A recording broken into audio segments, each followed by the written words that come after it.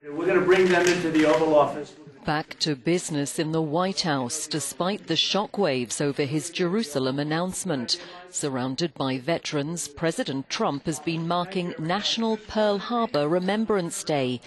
It was down to the White House spokeswoman to answer questions at a news conference in which it was just one subject among many.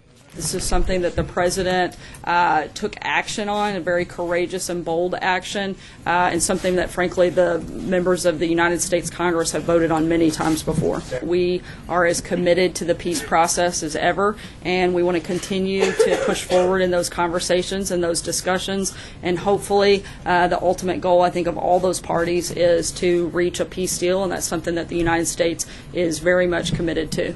Sarah Sanders also said she knew of no other country planning to follow suit and recognize Jerusalem as Israel's capital. Many senior officials here telling us that this is something the president has wanted to do, never a question of if, but when. Of course, there is a lot of turmoil in the region, a lot of Arab leaders reacting to this as something that could endanger the peace process. But senior White House officials here telling us that keeping the embassy in Tel Aviv hasn't helped that peace process at all. In fact, I think that they're looking to disrupt negotiations a little bit by moving this embassy, seeing if it could spur any motion in the process. There does seem to be an acknowledgement that this makes things a little bit harder in the short term, but when pressed, senior advisors say this is the right time.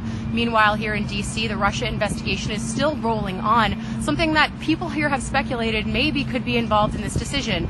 The White House has said that this is the result of a deliberative interagency process that has been going on for some weeks now. Ali Vitale in Washington, NBC News for Euronews.